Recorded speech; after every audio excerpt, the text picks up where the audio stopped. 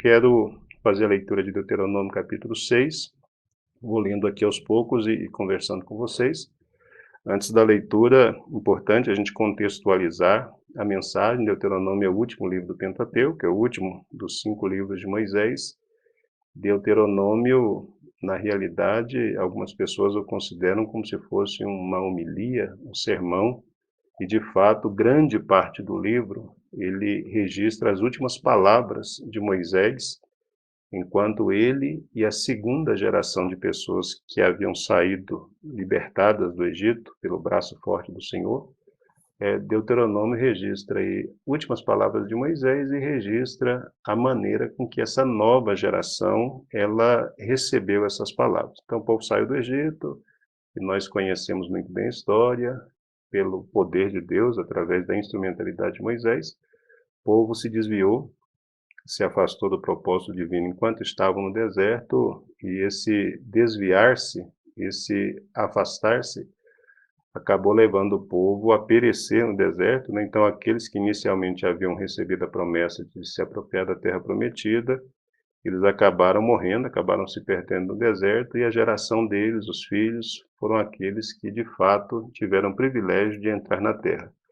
O Deuteronômio ele registra esse momento anterior à entrada na terra de Canaã. Então o povo está no limiar da terra, na região de Moabe, próximo ali ao rio que eles vão atravessar e finalmente conquistar Jericó e tal. Então tem uma série de contextos que são importantes aqui, mas o que me interessa e o que nos interessa nesse momento é que Moisés é o grande líder de Israel, é uma pessoa que sabe que não vai poder entrar na Terra Prometida, por uma série de fatores que vocês conhecem, e conhecem muito bem, não vou precisar retomar isso, mas Moisés tem preocupação com esse povo, que é o povo que vai entrar na Terra. Então ele quer que o povo de Israel não apenas se aproprie das promessas que foram feitas lá no Gênesis capítulo 12, quando Abraão foi chamado e Deus lhe fez promessas de uma prole, de lhe dar Canaã como promessa, e isso foi feito a Abraão lá no capítulo 12 do Gênesis.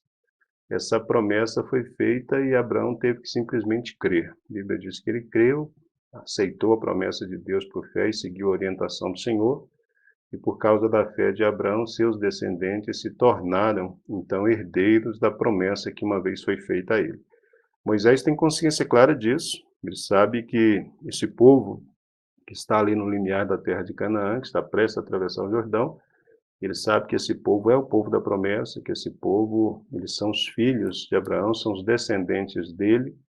Ele sabe que a entrada na terra de Canaã, ela vai acontecer não porque esse povo é melhor do que os seus pais, porque essa segunda geração é melhor do que a primeira, mas Moisés sabe que essa entrada na terra vai acontecer por livre graça.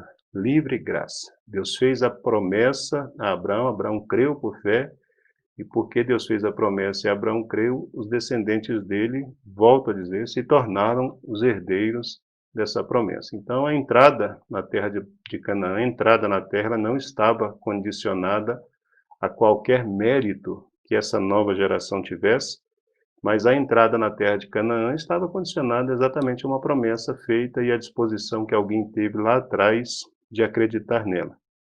Mas Moisés sabia que o permanecer na terra prometida, o desfrutar de todas aquelas promessas que uma vez foram feitas a Abraão, isso em particular dependia da disposição do povo de se colocar diante de Deus, da disposição do povo de depender de Deus, da disposição do povo de permanecer de acordo com o propósito dele. Então Moisés sabe disso, Moisés sabe que mesmo esse povo sendo o povo da promessa, e mesmo que eles tenham a oportunidade de se apropriar da terra, e isso será fato para essa nova geração, Moisés teme que esse povo se perca, mesmo na terra prometida, mesmo na terra que mana leite e mel. E caso isso viesse a acontecer, o temor de Moisés era exatamente esse, que as bênçãos prometidas a Abraão, de alguma maneira, eles pudessem deixar de recebê-las na sua plenitude, ou então, de repente, ser privado delas.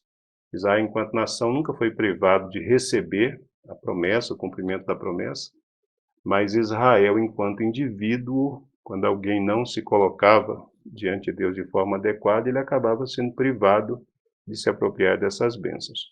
Então, esse é o contexto maior desse texto que eu estou compartilhando com vocês. E esse contexto maior é importante por quê? Porque o Israel que a gente tem até aqui, esse Israel que vai se apropriar da terra, esse Israel é composto de quê? Ele é composto de famílias, né?